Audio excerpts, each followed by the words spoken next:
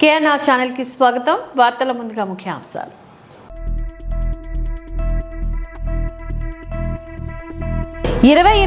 సార్వత్రిక ఎన్నికల్లో భాగంగా ఈరోజు ఉదయం తెలుగుదేశం, జనసేన, బీజేపీ ఉమ్మడి ఎమ్మెల్యే అభ్యర్థి శ్రీ బేబీ నాయన ఇంటింట ప్రచారంలో పాల్గొన్నారు.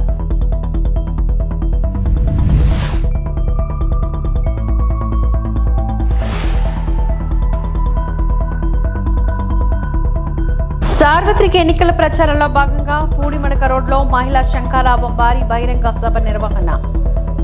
సభకు హాజరైన శ్రీ కొనతాల రామకృష్ణ, అనకాపల్లి జిల్లా ఇన్ఛార్జ్ మాజీ శాసనసభ్యులు శ్రీ పీల గోవింద సత్యనారాయణ హాజరు.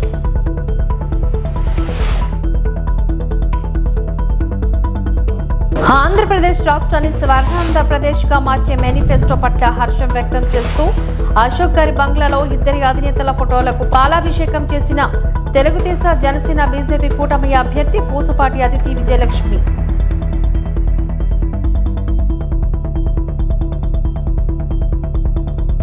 సార్వత్రిక ఎన్నికల ప్రచారంలో భాగంగా మూడిపడక రోడ్లో మహిళా శంఖారావం భారీ బహిరంగ సభను నిర్వహించారు.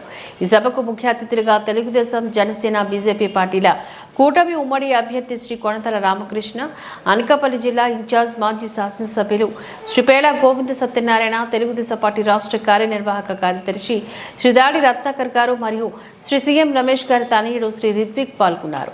ఈ మహిళా శంకరావులో పెద్ద ఎత్తున మహిళలు, ప్రజల నుంచి ఘన స్వాగతం లభించింది. ఈ కార్యక్రమంలో వీరు మాట్లాడుతూ ప్రస్తుతం రాష్ట్రంలో అవినీతి పాలన జరుగుతోందని, దీన్ని అంతమొందించడానికి మూడు పార్టీలు కూటమిగా ఏర్పడి పోటీ చేస్తున్నాయని అన్నారు. ఈ ఎన్నికల్లో తమ అమూల్యమైన ఓటు గుర్తులను గాజు గ్లాసు మరియు కమలం గుర్తుపై వేసి కూటమి అభ్యర్థులను అఖండ మెజార్టీతో గెలిపించి రాష్ట్ర అభివృద్ధికి బాటలు వేయాలని కోరారు. రాష్ట్రంలో ఎక్కడా కూడా మౌలిక సదుపాయాలు, పారిశ్రామిక రంగంపైన ప్రస్తుత ప్రభుత్వం దృష్టి సారించలేదని, రాష్ట్రాన్ని అప్పుల పాలు చేసిందని చెప్పారు. తెలుగుదేశం పార్టీ అధ్యక్షుడు శ్రీ నారా చంద్రబాబు నాయుడు గారు ఎంతో ముందు చూపు కలవారని, రాష్ట్రాన్ని ప్రగతి పదంలో నడిపించగల సమర్థులని, ప్రస్తుతం రాష్ట్రానికి అటువంటి నాయకుల అవసరం ఎంతైనా ఉందని హితవు పలికారు. ఈ కార్యక్రమంలో తెలుగుదేశం, జనసేన, బీజేపీ పార్టీల నాయకులు, కార్యకర్తలు, ప్రజలు అధిక సంఖ్యలో పాల్గొన్నారు. ఎన్నో ఇండస్ట్రీస్ మన ఏపీలో ఇన్వెస్ట్ చేయలేక వెనక్కి తిరిగి వెళ్ళిపోయారు. సో మనకి ఇక్కడ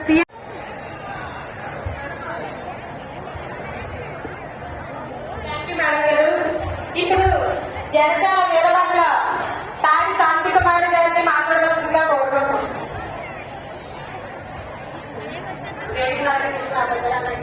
నమస్కారాలు. ముఖ్యమంత్రి గారికి నమస్కారాలు. ఇక్కడ చదవన అలంకరించిన సోదరి సోదరులకు, పర్యాటకంలో ఉన్న మన సోదరిమణులకు అందరికీ పాదాలు. ఇక్కడ మనకి బ్రాండెక్స్ ఉంది కదా, చాలా మంది లేడీస్ కి ఉపాధి కల్పించిన దాంట్లో ఒక బ్రాండెక్స్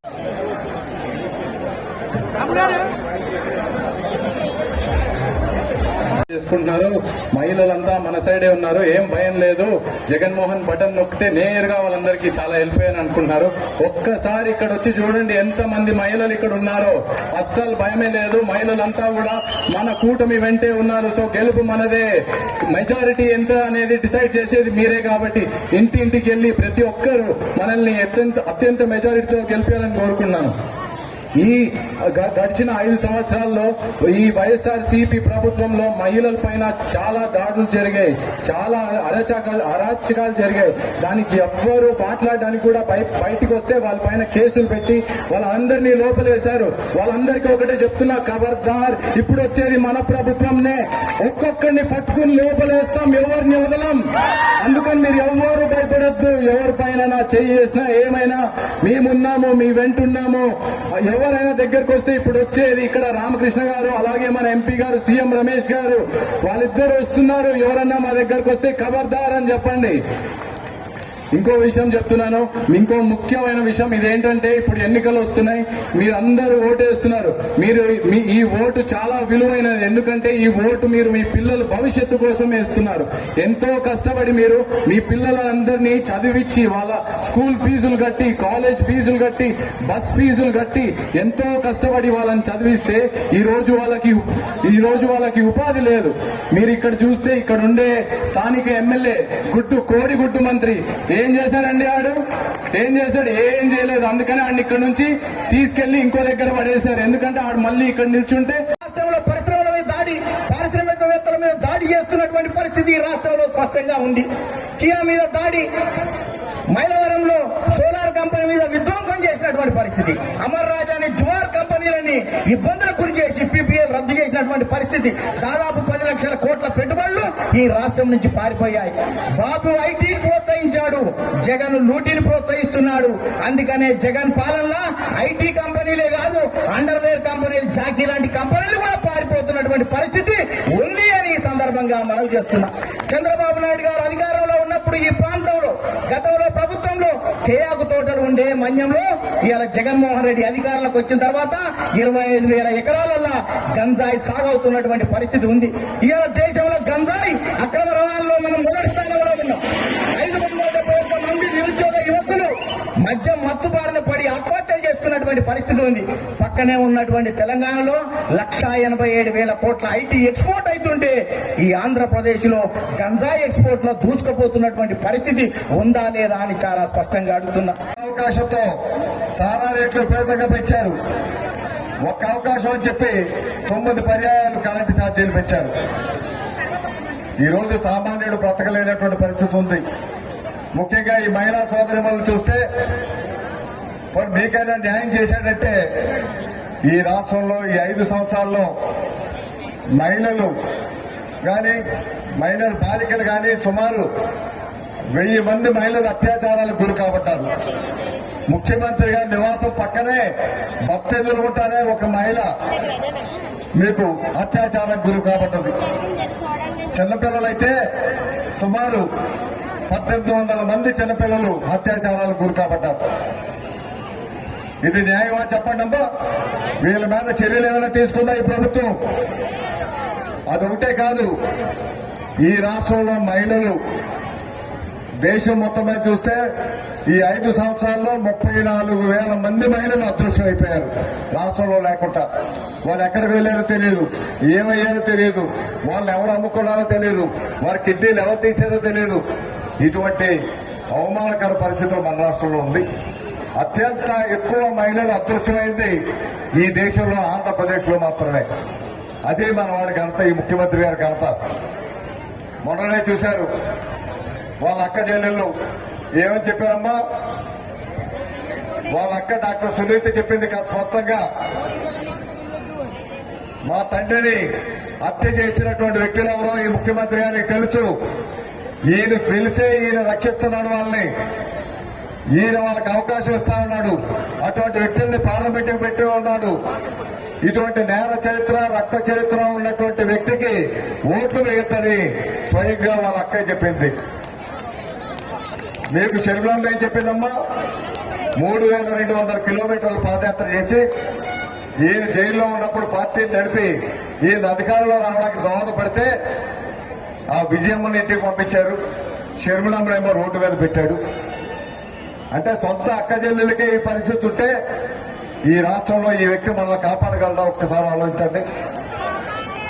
ఇటువంటి వ్యక్తిని తక్షణమే దించాలి. కాబట్టి మన పవన్ కళ్యాణ్ గారు 10 సంవత్సరాల నుంచి ఆయన పార్టీ స్థాపించే రాష్ట్రం బాగుండాలి, రాష్ట్ర ప్రజలు బాగుండాలి, రాష్ట్ర అభివృద్ధి సాధించాలనేటువంటి ఆలోచనతో ఈ 5 సంవత్సరాలు ఈ ప్రభుత్వం మీద పోరాటం చేస్తా ఉన్నారే.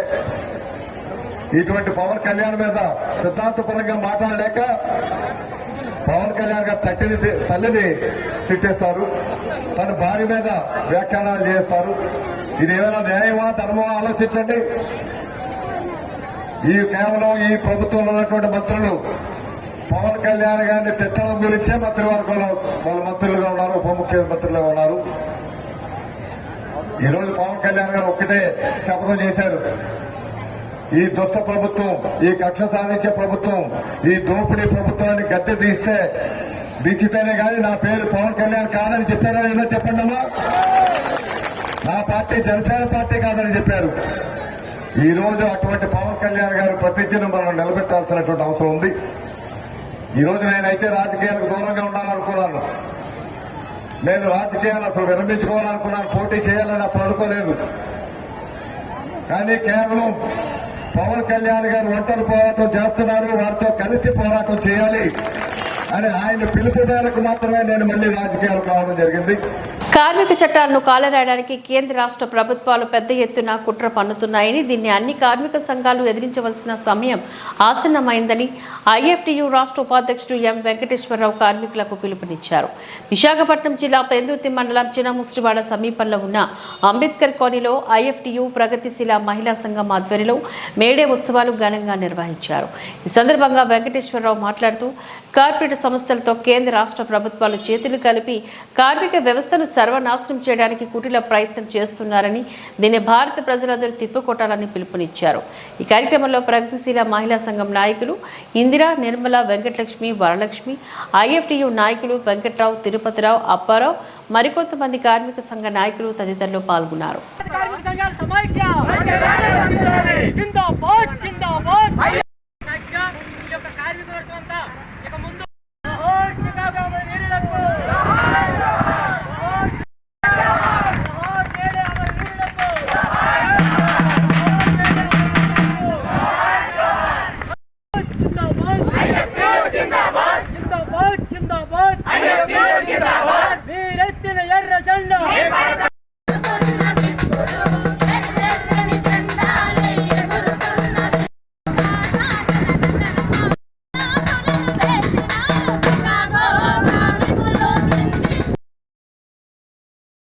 కమిటీ ఉపాధ్యక్షుడిని.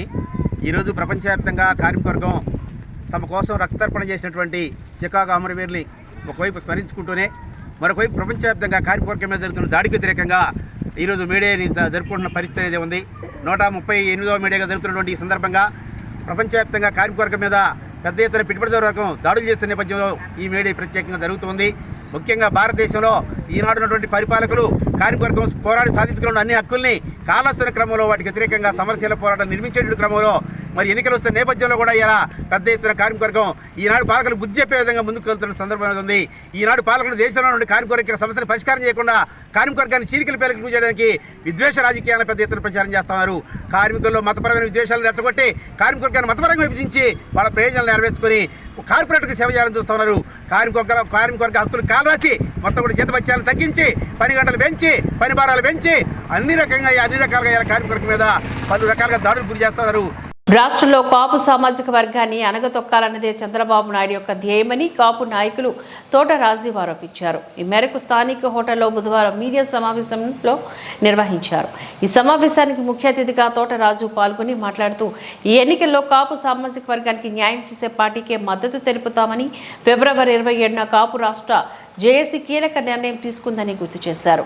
కాపు సామాజిక వర్గానికి 18% టికెట్లు ఇచ్చి మంచి గుర్తింపు ఇస్తే కూటమి మాత్రం 11.5% టికెట్లు ఇచ్చి కాపు సామాజిక వర్గానికి అన్యాయం చేస్తే అందులో టీడీపీ 7.5% టికెట్లు ఇచ్చి ద్రోహం చేసిందని ఆవేదన వ్యక్తం చేశారు. దీన్ని బట్టి కాపులన్నా, బీసీలన్నా, అణగారిన వర్గాలన్నా కూటమి కానీ ముఖ్యంగా టీడీపీ చిన్నచూపు చూస్తున్నారని మండిపడ్డారు. చంద్రబాబు మన కాపు సామాజిక వర్గాన్ని రాజకీయంగా అణగతొక్కాలన్నదే లక్ష్యమని చెప్పారు. ఈ ఎన్నికల్లో పిఠాపురంలోని పవన్ కళ్యాణ్ ఓటమి చెందితే అది బాబు వల్లేనని చెప్పారు.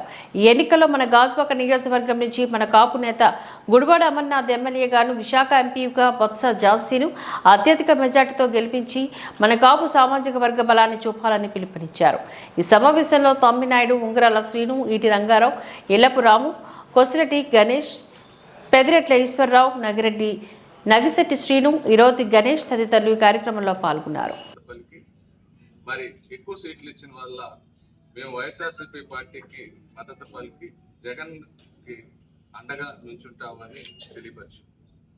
మరి దాంట్లో భాగంగానే ఈరోజు మరి మా కాపుల్లో అత్యధిక సీట్లు ఇస్తాం కాకుండా గాజువాక అంటే గుడివాడ గురునాథరావు గారి పేరు చెప్తే అదొక బ్రాండ్. ఒక మరి ఆయన ఒక సింగిల్ టర్మ్ లో ఆయన గాజువాకని ఎంతో అభివృద్ధి చేశారు.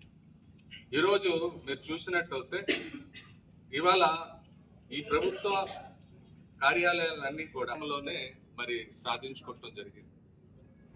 అదే కాకుండా ఆ రోజు సెటిలర్స్ ప్రాబ్లం వస్తే అందరికీ కూడా ఇల్లు ఇచ్చి మరి వాళ్ళకి మంచి వసతులు ఇచ్చి మరి ఆ రోజు గుడివాడ గురునాథరావు గారు వైద్యం గురించి కూడా ఆయన పాకులాడి సెటిలర్స్ అందరికీ కూడా కమ్యూనిటీ హాల్తో సైతం కూడా వాళ్ళందరికీ ఆయన ఆ రోజు వసతులు కల్పించారు. మరి ఆయన తనని అభివృద్ధి చేస్తారని పూర్తి నమ్మకంతో ప్రజలందరూ కూడా ఈ రోజు ఆయనకి సహకరిస్తున్నారు. నేను ఒకటే మాట అడుగుతున్నాను ఈ టీడీపీ పార్టీకి, మీరు కేవలం కాపు జాతి మీద అన్యాయం చేయట్లేదు, ఆమెతో పొత్తున్న జనసేనను కూడా తీరని అన్యాయం చేస్తున్నారు. ఆయనకి ఈ కాపు జాతి మీద ఎందుకు అంత కోపం కక్ష మాకు అర్థం కావు. ఈరోజు మీరు గమనించినట్లయితే వైఎస్ఆర్సీపీ పార్టీ 31 ఎమ్మెల్యే సీట్లు 5 ఎంపీ సీట్లు కాపులకు కేటాయించడం జరిగింది. కానీ కూటమి అంతా కలిపి 23 సీట్లు, కేవలం 23 సీట్లు ఇస్తాం జరిగింది. అంటే వైఎస్ఆర్సీపీ పార్టీ 18% సీట్లు మనకు కేటాయించడం జరిగింది. కానీ టీడీపీ పార్టీ మొత్తం కూటమి కలిపి 11.5% మాత్రమే ఇచ్చారు. మరి టీడీపీ పార్టీని చూస్తే ఉట్టి టీడీపీ పార్టీ వాళ్ళు కంటెస్ట్ చేస్తున్న 144 ఎమ్మెల్యేలు 17 ఎంపీలు చూస్తే 161కి వాళ్ళు ఇచ్చింది కేవలం 12, అంటే 7.5% మాత్రమే. 7.5% మాత్రమే ఈరోజు టికెట్లు కాపులకి కేటాయించడం జరిగింది. మరి ఈరోజు నేను ప్రశ్నిస్తున్నా, ఈరోజు నేను టీడీపీ పార్టీకి ప్రశ్నిస్తున్నా, మీరు కాపులకి ఎవరు, బీసీలకి ఎవరు, అనగానే వర్గాలకి ఏది ఎవరు, బడుగు బలైన వర్గాలకి మీరు పట్టించుకోరు. కానీ మీ జాతికి, మీ సామాజిక వర్గానికి మాత్రం దినదిన అభివృద్ధి చెందుతుంది. పార్టీ బాగుంది, కొంచెం ఏదో పొత్తులతో ఏదో అయిపోతుంది అనగానే మొత్తం అంతా ఈ సంపన్నులకు అమ్మేసుకుంటాం, కానీ మీ సామాజిక వర్గానికి టికెట్లు పెంచుకుంటాం కానీ పోతున్నారే తప్ప ఏ రోజు కూడా బడుగు బలైన వర్గాలను పెంచుదామని కానీ ఒక ఆలోచన మీకు లేదు. ఇవాళ వైఎస్ఆర్సీపీ పార్టీని నేను పూడుతున్నామంటే దాంతో అర్థం లేక కాదు. ఇవాళ మీరు గమనించుంటే ఒక తూర్పు కాపు బీసీ మహిళ, ఒక విద్యావంతురాలు, ఒక రియల్ పార్లమెంటేరియన్, అంటే ముందు మునుపు ఆవిడ సత్తా ఏంటో ప్రూవ్ చేసుకున్న వ్యక్తి ఇవాళ బొత్స ఝాన్సీ గారు. ఇవాళ బొత్స ఝాన్సీ గారు లాంటి వ్యక్తికి ఇక్కడ ఎంపీ టికెట్ ఇచ్చి, గుడివాడ గురునాథరావు గారు అంటే ఒక స్టాల్ బాట్, మన ఉత్తరాంధ్రకి ఒక స్టాల్ బాట్, ఈ గాజువాక ఒక బ్రాండ్, అలాంటి వ్యక్తి తనయుడికి గుడివాడ అమర్నాథ్కి ఇక్కడ సీట్ ఇచ్చి, అలాగే అవినీతి అంటే ఆ మాట దూరంలో ఉండే నీతిమంతుడు, నిరంతరం ప్రజల్లో ఉండే వ్యక్తి అవంతి శ్రీనివాస్కి అక్కడ ఇస్తాం. నిజంగా మా కాపు కులానికి చాలా గర్వకారణం ఉంది. ఎన్టీఆర్ జిల్లా విజయవాడ పశ్చిమ నియోజకవర్గ బీజేపీ కార్యాలయంలో పశ్చిమ ఎన్డీఏ అభ్యర్థి సృజనకు వివిధ సంఘాలు, పార్టీల నేతలు మద్దతు పలుకుతున్నారు. బీసీ సంఘ నాయకుల రాకతో బీజేపీ కార్యాలయం కిటకిటలాడింది. ఏపీ జాతీయ బీసీ సంక్షేమం సంఘం ఇన్ఛార్జ్ ఎరగల నూకానమ్మ యాదవ్ నేతృత్వంలో మహిళలు, బీసీ నాయకులు వందల సంఖ్యలో తరలివచ్చి సుజనా చౌదరికి మద్దతును తెలిపారు. బీజేపీలో ఈ సందర్భంగా వారు చేరారు. కులాలు, మతాలకు అతీతంగా ఇంత భారీ సంఖ్యలో కార్యకర్తలు, అభిమానులను సంఘీభావం ప్రకటించడం తనకు ఎంతో ఆనందాన్ని కలిగిస్తోందని సుజనా చౌదరి అన్నారు. బీసీలను జగన్ మోసం చేశారని, ఎన్డీఏ కూటమితోనే బీసీల సంక్షేమం సాధ్యమని, సుజనా గెలిచి మంత్రి కావడం ఖాయమని నూకానమ్మ యాదవ్ అన్నారు. ఈ కార్యక్రమంలో బీసీ నాయకులు పైలా సోమనాయుడు, కనిశెట్టి లక్ష్మణరావు, మాజీ మేయర్ తాడి శకుంతల, భానుప్రకాష్, తమ్మున దుర్గారావు, ఆదిత్య, రాజేష్, శ్రీషా పుట్టి తదితరులు ఈ కార్యక్రమంలో పాల్గొన్నారు.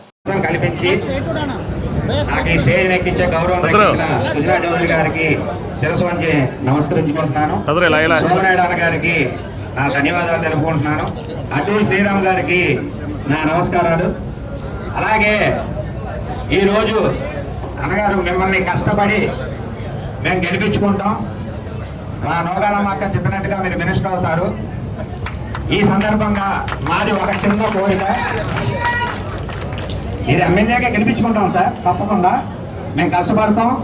అలాగే మీరు మా ఎమ్మెల్యే అయ్యాక, మినిస్టర్ అయ్యాక మాది ఒక చిన్న కోరిక, ఇక్కడ వచ్చిన వాళ్ళందరూ మొత్తం అమ్మ నుంచోండి, వాళ్ళంతా నా కుటుంబ సభ్యులండి. మొత్తం కోకోనట్ వెండర్స్ మొత్తం అమ్మవారి గుడి దగ్గర షాపులు తీసేయడం వల్ల రోడ్డు మీద నుంచొని ఎండలో వ్యాపారం చేసుకుంటున్నారు. ఇల్లు అమ్మవారి గుడి ఒట్టుకొక్కలు అయిపోయారు. మా కమ్యూనిటీ కానీ మొత్తం అందరూ ఎంతో బాధపడుతున్నారు. వాళ్ళకి ఒక మార్గం చూపించండి. వచ్చాక వాళ్ళకి ఒక ఇల్లు, వాళ్ళకి వ్యాపారం చేసుకోవడానికి ఒక ప్లేసు. నా తరఫున మీకు ఇదే నా రిక్వెస్ట్. ప్రజలు కోరుకుంటున్న మార్పు త్వరలో రానుందని కూటమి విశాఖ పార్లమెంట్ అభ్యర్థి శ్రీభరత్ అన్నారు. గాజ్బాగ్ ఆటో నగర్ గ్రీన్ సిటీలో ఫార్మా ఎంప్లాయీస్ అనుబంధ రంగాల్లో పనిచేస్తున్న కార్మికులతో ఆత్మీయ సమావేశాన్ని నిర్వహించారు. కూటమి ఎమ్మెల్యే అభ్యర్థి పల్లా శ్రీనివాసరావు, జనసేన పిఎస్సి సభ్యుడు కోన తాతారావుతో కలిసి ఆయన పాల్గొన్నారు. ఈ సందర్భంగా పల్లా కాకి దుస్తుల్లో అందరినీ ఆకర్షించారు. ఈ భారత్ సందర్భంగా శ్రీభరత్ మాట్లాడుతూ ఫార్మా ఉద్యోగులు అనేక సమస్యలను తన దృష్టికి తెచ్చారని, అధికారంలోకి రాగానే ఒక్కొక్కటిగా పరిష్కారానికి చర్యలు తీసుకుంటామని తెలిపారు. కార్యక్రమంలో ఫార్మా ఎంప్లాయీస్ మన్నె సత్యనారాయణ, మురళీ, రామారావు, గార్పటి వెంకటేష్, ప్రసాద్, పొప్ప శ్రీనివాసరావు తదితరులు పాల్గొన్నారు.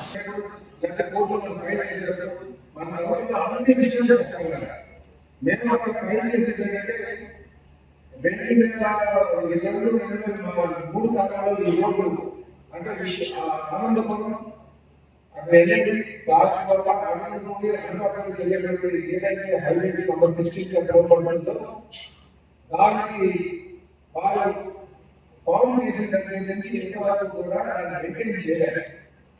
అది నేను మా ప్రకారం చూపించగలిగాను. ఈ మెయింటెనెన్స్ అంతా కూడా జీఎంసీ చేస్తుంది. జీఎంసీ చేసేటప్పుడు ఎందుకు టోల్ కలెక్టర్ అసలు అవసరం వచ్చిందండి.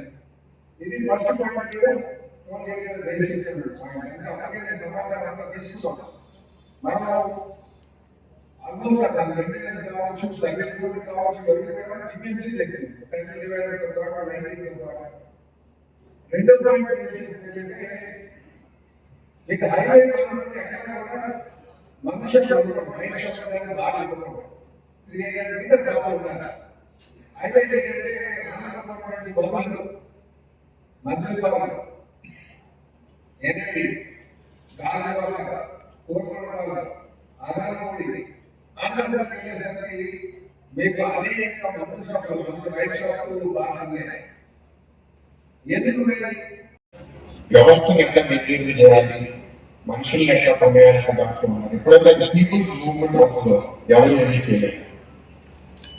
అది లీడర్ లెవెల్ మూవ్మెంట్ అయితే 10 లీడర్స్ లో 5 లీడర్స్ వేస్తే మనం వేస్తాం. అది పీపుల్స్ మూవ్మెంట్ కాబట్టి ఐడియా కాబట్టి ఆ ఎనర్జీ మీరు ఛానలైజ్ చేయండి.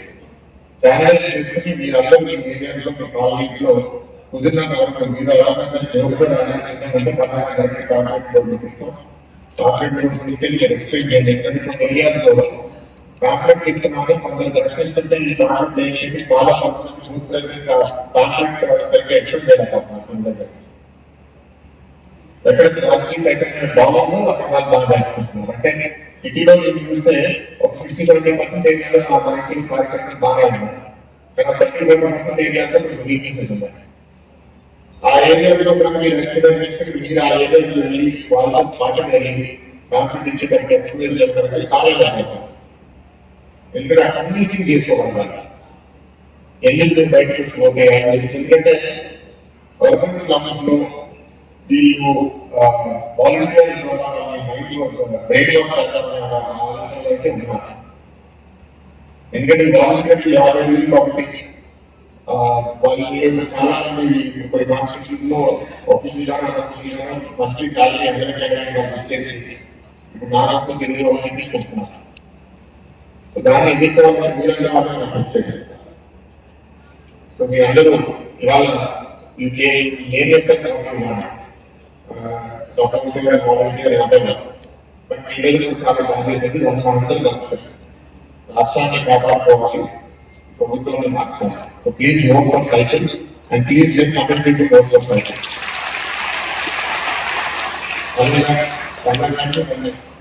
మేము అనేక ఎంపీలు పెడుతున్నాం. ఇవాళ అది గెలిచిపోతాం అనే ధీమానే ఉంటుంది. ప్లీజ్ అండ్ ప్రతి ఓటు ఇంపార్టెంట్, ప్రతి ఓటు బోధన తీసుకురావాలని అండ్ మెజారిటీ కోసం కోరేది ఏంటంటే వాళ్ళ కాలేదు అని చూపించడానికి ఓటు కన్నా ఇంకో ఆయుధం ఉంటుంది. అది ఓటు ఉండగా మనం చూపిస్తే చేసే తప్పు అనేది చాలా ప్రజలకు అర్థవంతంగా అనుకోవాలి. ఇప్పుడు ప్రత్యేకంగా ఈ నియోజకవర్గాల్లో విస్తృతంగా చేసే గ్రామాల్లో వైసీపీ చూస్తే ఇక్కడ ఎక్కువగా జరగాలని నాకు రిక్వెస్ట్ ఈ నెక్స్ట్ 10 రోజులు మీరు ఎంత ఇవ్వగలిగితే ఎంత ఆలోచన ఇచ్చి